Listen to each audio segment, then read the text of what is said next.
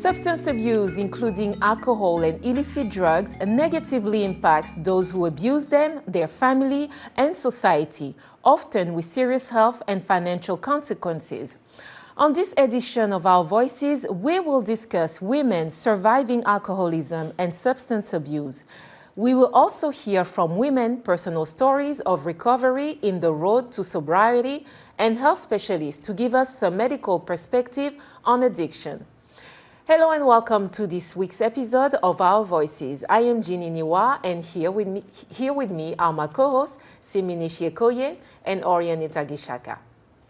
Hello, ladies. Hello, hello. Hello, hello. How are you? Oh, good. Is substance abuse, alcoholism something that you guys are familiar with?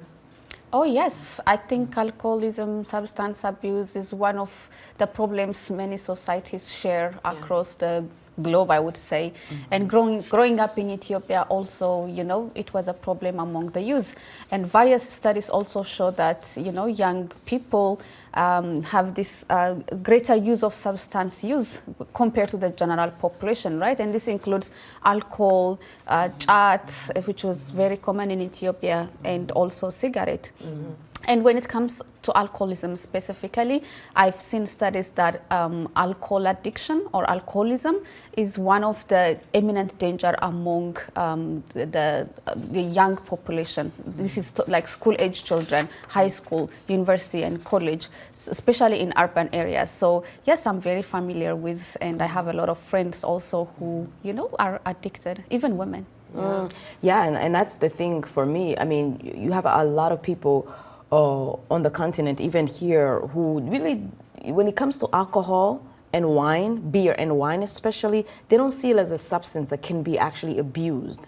In terms of like wine especially, we have also a belief that wine is so good, the doctor said drink wine for your heart. But the honest truth that it's not. I hosted a radio program a few days ago, actually a few weeks ago, and the guest neurologist says, in order for you to gain something from wine, you have to drink so much of it, and you have to destroy a lot of things in order to get what's called the resveratrol, which is a chemical that helps either with hay fever or weight loss. So in order to get that chemical, you have to drink so much wine. So really the idea that wine is... And to get that means you destroy the rest of your organs. You destroy a lot of alcohol. things. Yeah, and so, when I think about wine and beer on the continent, it's really like, in women, we don't see it as an issue a lot of times. We think about it as a man or a young people's thing. So I think that talking about it and realizing that especially alcohol and wine is something that's used a lot is definitely something that can be abused. Yeah, I've seen this report, and it's good that you're mentioning the culture, surrounding alcohol. For me, living in big city, Paris, New York, that's something that you can see with your eyes, even in the street, how people can be dependent and lose everything. You can see the dependency right there and then. But personally, I also had my stories, having a partner who was, I'm not a doctor, so I can say an alcoholic, but was a heavy user. And the sad part about it is there was no conversation because of the denial. So if the person don't accept it, it's really hard to find a solution. And he was even calling himself a functional alcoholic, a high function alcoholic. So it's like he was even seeing himself like superior because he could do all these things, going to work, paying bills. But in a relationship, it was different. Something that you need from your partner, you didn't have it because of the disconnect. So, yeah, definitely. Well, as an example, experts say South Africa is seeing growing drug addiction among young people during the pandemic. A medical research center found that some teenagers are abusing cough syrup that contains the drug codeine.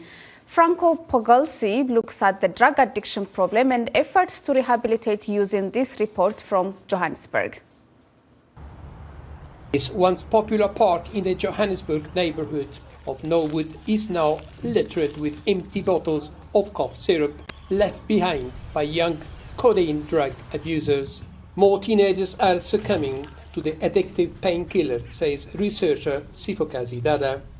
There is an escalating phenomenon of teenagers drinking lean, or what we also call seize-up. A mixture of cough syrup that contains codeine or alcohol and soft drinks such as Sprite. This is really worrying because teenagers are not even aware of the consequences of misusing codeine. Substance abuse expert David Bayever at Wits University says codeine has a long-term impact on young people if taken in high dose, including depression, impaired memory, plus kidney and liver damage. Youth in particular who are not fully developed yet, so their body weight and all of that is much different to what it is for an adult. But the worst part about it is that their brains are still developing, and the effect that it has on a developing brain is what then leads to the long-term harmful effect. Concerned community members joined forces with the Norwood Police to launch a campaign called Lean on Me. The goal, community leaders say, is to educate the youth about the dangers of codeine abuse. We're an awareness campaign in order to make our community aware of the lean problem that we are facing in the Norwood precinct.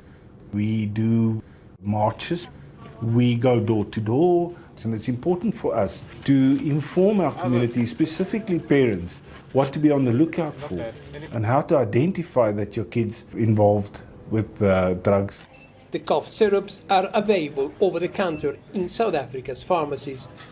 The South African Pharmacy Council recently launched a codeine care program aimed at ensuring the safe and responsible use of the drug.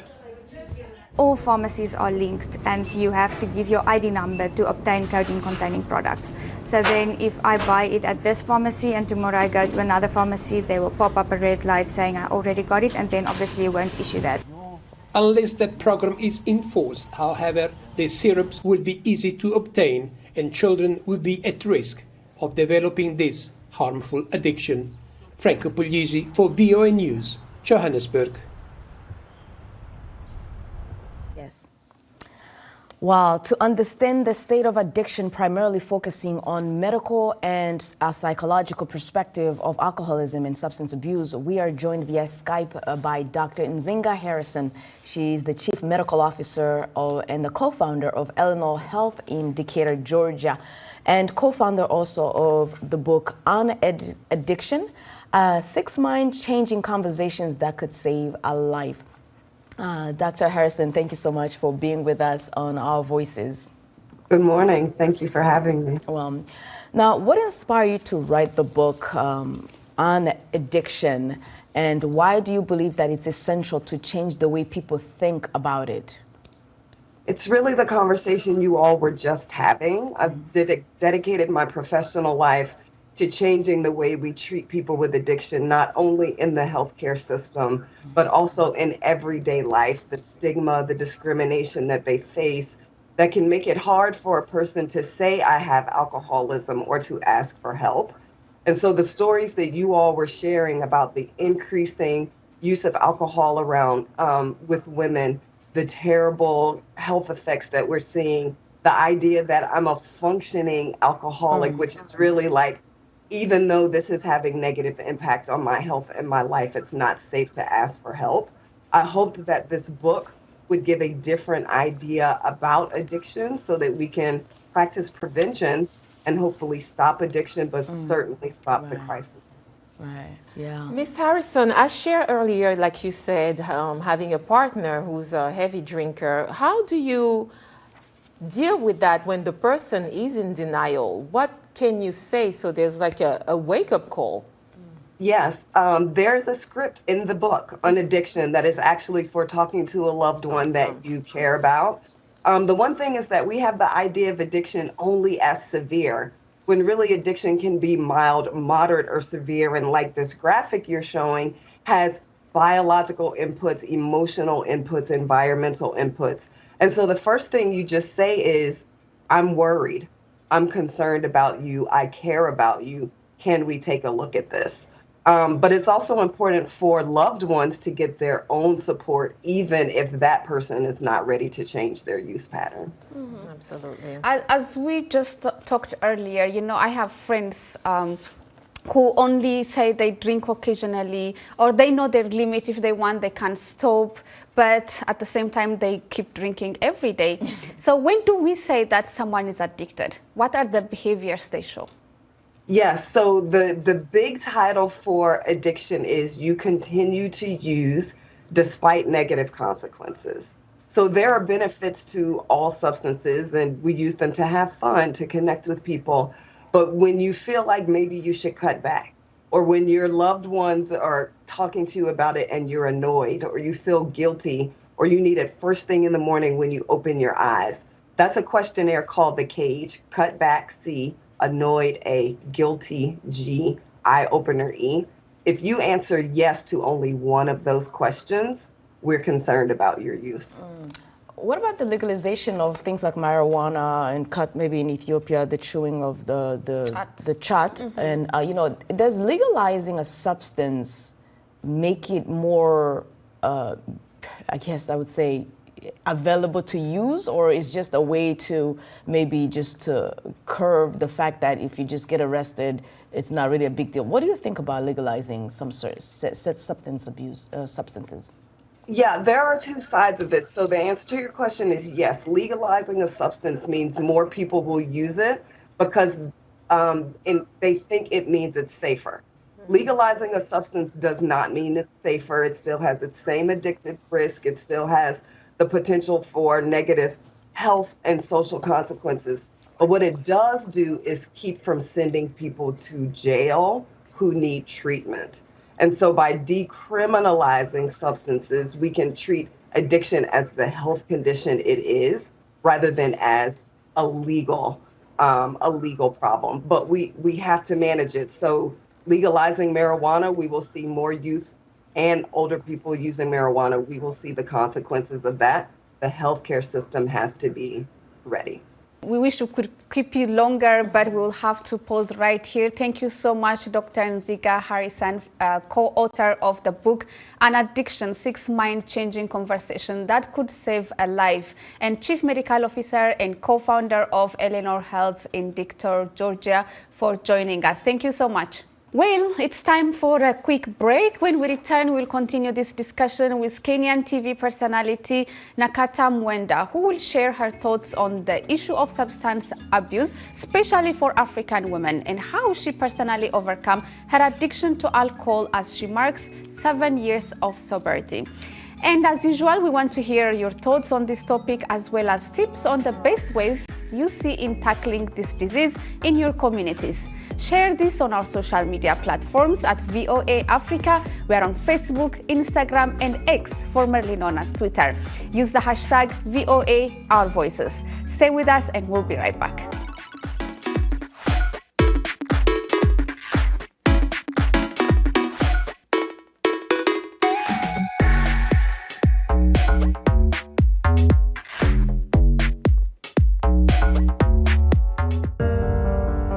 In times of change, when the world seems uncertain and what we hear doesn't reflect what we see, we seek the truth.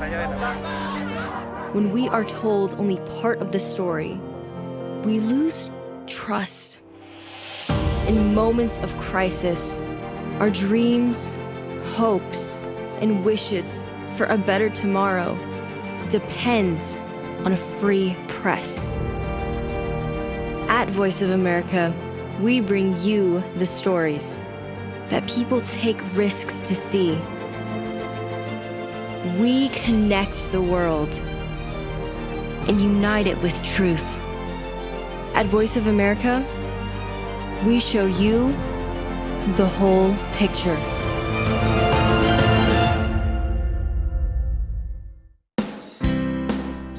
Health, wellness, sport, beauty, medical breakthroughs. Healthy Living cares about your well-being. What are the main health concerns in Africa and around the world? Find out the latest on coronavirus. Connect with our experts and ask them questions. How long does the virus stay? Join me, Linor Moudou, in Washington, every week on Healthy Living, right here on VOA.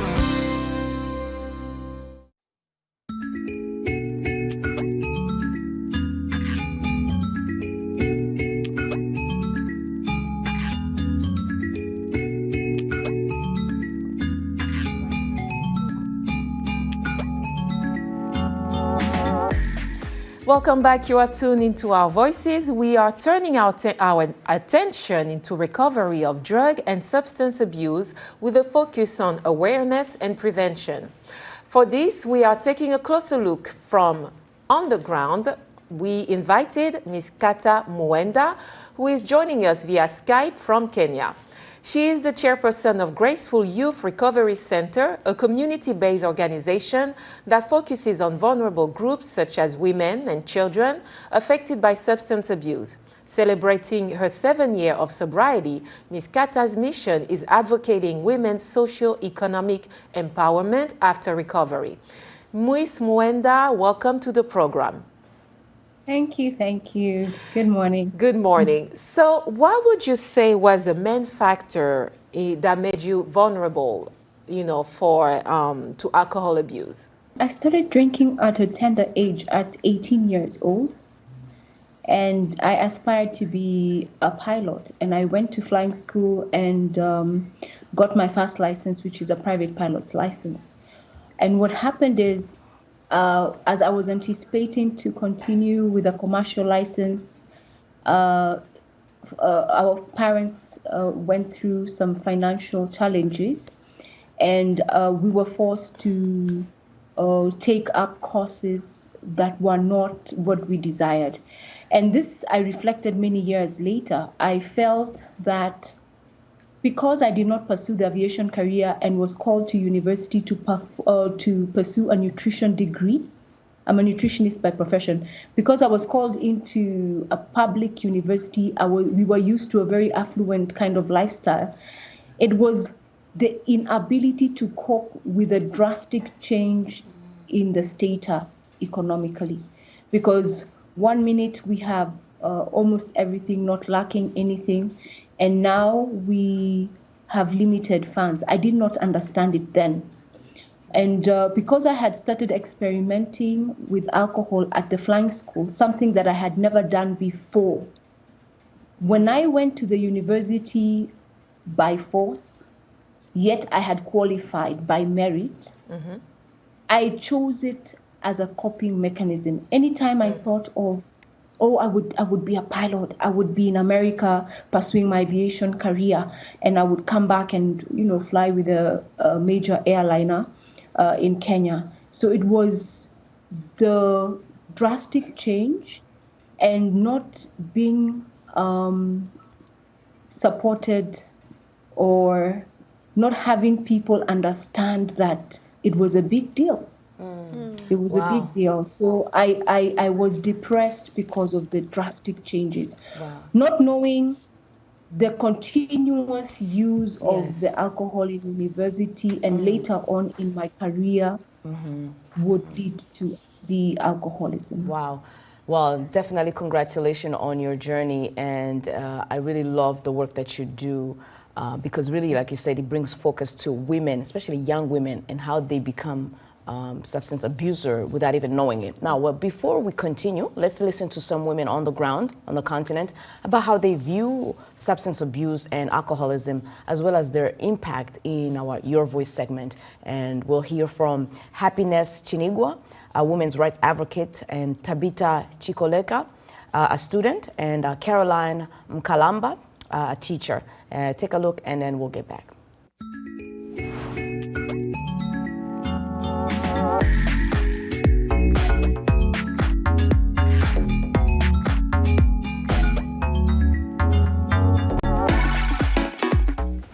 There is a problem in the drug and substance abuse among women in Malawi because of poverty.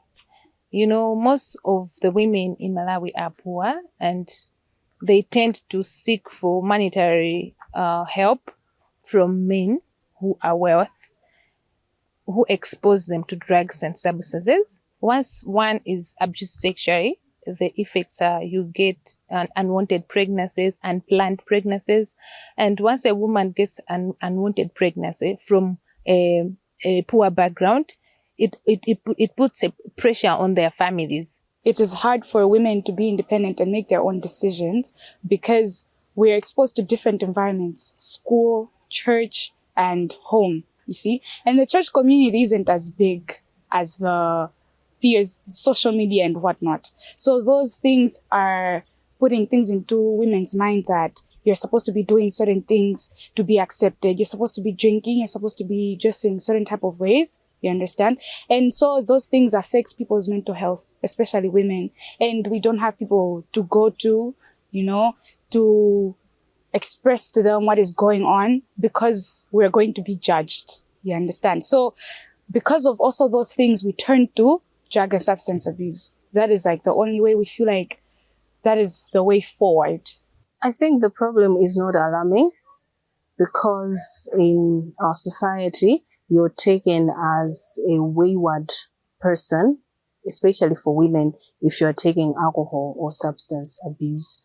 Women indulging in such practices would end up not having enough to help their families, or they may end up depending on men to help to sponsor their alcohol or drug addiction. Yeah, thank you so much for all the women who shared their thoughts. Let's continue our conversation with Ms. Mwenda. So just like what we heard from your journey, a lot of people turn to alcohol or substance use to escape from their personal problem. But you have seen firsthand how that affects. So can you tell us how alcoholism or substance use affects not only individuals, but family, children, and communities? Oh, that's a very good question. When an individual takes substances, whatever it is you're taking, alcohol, the cigarettes, it is already a risk to your health and well-being, and it interferes with your brain. Addiction is a brain disease, and there are substances are psychoactive. So if your health is there's a detriment to your health, your decision making is impaired. So what happens is, from the home there is instability. Priority goes to the drugs, priority goes to the substances, behavior changes. You find as the use of the alcohol progresses, if you're a family person, whether especially women who is stigmatized most, you'll find they will interfere with the relationship they have with their partners and even with their children.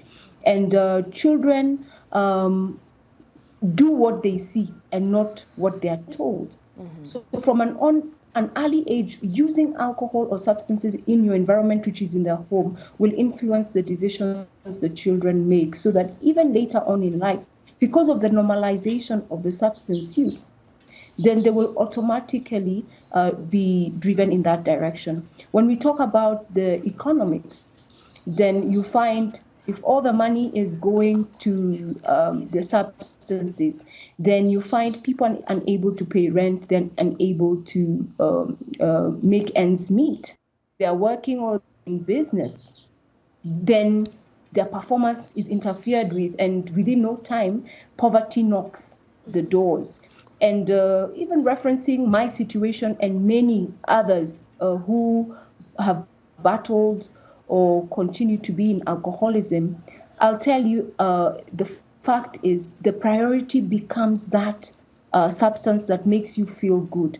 You stop caring for other, you stop being responsible for other things. Mm-hmm. So the home suffers, work is not done in the right way. You find then you become a liability. Miss Mwenda, what about the violence? Many people violent. Right. In your situation, for example, and you say, it's a feel-good solution, but what was the wake-up call in your situation? It's sad to say this, but every time I got intoxicated, I would still insist on driving myself, despite the interventions from friends, the drinking buddies. Mm-hmm. They disappear when you stop drinking. Mm-hmm. But I drove under the influence, and I had not one or two or three major accidents. And I kept wondering, what is this hold this drug has on me? That despite the accident, after 2, 3, 4 days, I'm back at it, and it will happen again maybe a year later. So I started seeking God and asking, why is it I'm not able to stop using this substance that has risked my life? Because I did face a couple of near-death accidents because of drunk driving. I may not have harmed a pedestrian, but I put myself and them at risk. So that was basically the turnaround. I was in denial. I had a problem. Anyone who called me in to share their concerns, I would cut them off. I was in denial until 2016 January, when I actually admitted after another near-death situation that I needed help. Wow. And I didn't. Yes. Yeah, thank you so much. Congratulations. I mean, it's not an easy journey. Recovery is always not. It's very difficult. Yeah. I'm glad she was able to beat that. Thank you for sharing. I'm sure it touched, your story touches many souls right now. And that is our show for this week. A very special thank you to our guests today, both Dr. Zinga Harrison, co-author of the book An Addiction, 6 Mind-Changing Conversations That Could Save a Life, and Ms. Kata Mwenda, chairperson of Graceful Youth Recovery Center in Kenya. It was an absolute pleasure and very insightful.